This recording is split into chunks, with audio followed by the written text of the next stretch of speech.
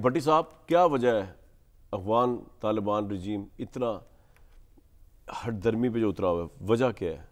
اچھا، پہلے تو میں بڑا حیران ہوں کہ طالبان کا، یعنی ان کو ایک تو یہ وہم پتہ نہیں کب نکلے گا کہ یہ جو سوویت یونین کو بھگایا تھا نا، ہم تھے ساتھ.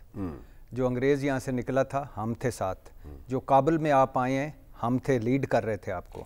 اور میرے سمیت ہم سب نے خوشیاں منائی اور ہم غلط نکلے کہ ہماری حکومت آ گئی ہے. اور ہم نے ادھر مٹھائیاں بانٹی کہ جی جب طالبان کی حکومت آئی افغانستان حکومت آ گیا.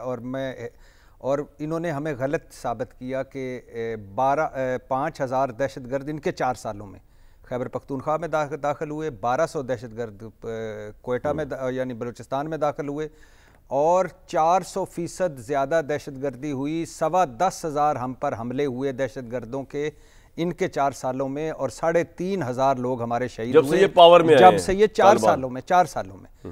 اور پہلی بات. دوسری بات، یہ غلط فہمی دور ہے. دوسری بات یہ ہے کہ ان کا سب سے بڑا تھا امریکہ، دشمن ان کا ہوتا تھا. امریکہ سے بیک ڈور بات چیت، اور بیگرام ایئر بیس پہ اور باقی 19-20. ان کا دوسرا تھا العدید ایئر بیس ہے قطر، جہاں سے روز طیارے اڑ کے ان پہ بمباری کر رہے. قطر سے دوستی. ترکیہ نیٹو کا اتحادی تھا، نیٹو جب بمباری کرتا تھا ترکیہ سے. پاکستان سے کیا مسئلہ ہے؟ اشرف غنی کرزئی افغان فورسز ان کے خلاف لڑتے رہے، ان سے دوستی. یعنی ان سے بھارت شمالی اتحاد کا سپورٹر تھا، ان کے خلاف تھا، بھارت سے دوستی. ہم نے پتہ نہیں ان کا کیا بگاڑا ہے کہ ہم مشکل وقتوں میں ان کے ساتھ رہے. یہ جو 80% طالبان لیڈرشپ ہے یہ یہاں چھپی ہوتی تھی، یہاں ان کا سارا ہوتا تھا. اور ایک وقت تھا ملا عمر کہتا تھا آنسوؤں کے ساتھ کہ پاکستان پر حملہ افغانستان پر حملہ ہوگا. اور اب ملا عمر کا بیٹا ملا یعقوب جو ہے وہ ٹکے ٹکے کی ہمیں باتیں سناتے ہیں. اور طالبان لیڈرشپ یہاں رہی، لاکھوں افغانی رہے، ہم نے اپنا کلچر تباہ کیا.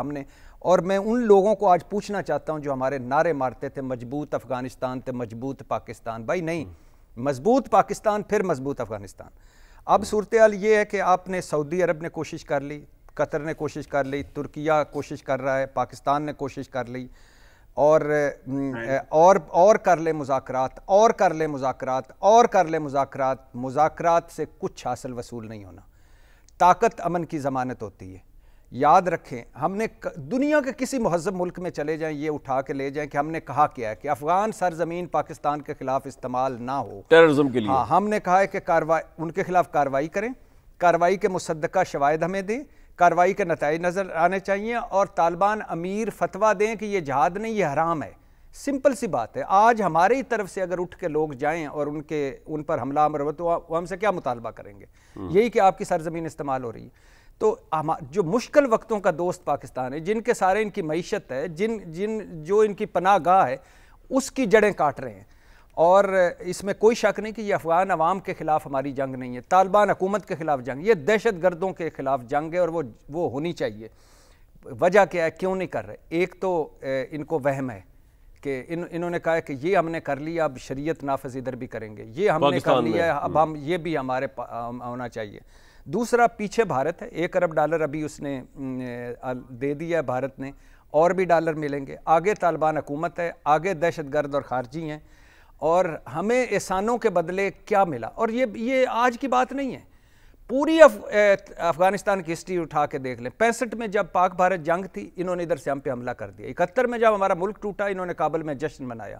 ابھی جو مارک کا حق تھا اس میں انہوں نے بلوچستان اور خیبر پختونخوا پر حملہ آور ہوئے. اور اسی کے ساتھ ساتھ یہ ہمیشہ ہمیں کبھی کوئی وفا نہیں ملی. تو اب ہمیں کیا مل رہا ہے ان کے احسانوں کے؟ کشمیر بھارت کا حصہ ہے. دریائے کابل پر ڈیم بنائیں گے اور پانی روکیں گے. اور تمہیں یاد رکھنا چاہیے کہ ہم سوویت یونین کے خلاف لڑے، انگریز کے خلاف لڑے، تمہارے خلاف بھی لڑیں گے. اور تم جو سمجھتے ہو سمجھتے رہو. ملا یعقوب نے الجزیرہ کو دعا کے فوراً بعد انٹرویو دیا اور کہا کہ جو سمجھنا ہے سمجھتے رہو، TTP کو ہم دہشت گرد نہیں سمجھتے. تو بھائی جان، کر لیں جتنے مذاکرات اور کرنے ہیں. 2 آپشن ہے. ایک تو ٹرمپ صاحب نے کہا تھا کہ مجھے پتہ ہے کہ ادھر جنگ ہو رہی ہے، لیکن اور میرے لیے یہ بھی کوئی مشکل نہیں، میں جنگ بند کرانا جانتا ہوں. ٹرمپ صاحب کو ضرور انوالو کرنا چاہیے. اور دوسرا، آخری دہشت گرد تک اور آخری دہشت گرد ٹھکانے تک ہمیں ان کا پیچھا کرنا چاہیے اور ان کو ہٹ کرنا چاہیے. کوئی مذاکرات سے یہ نہیں مانتے.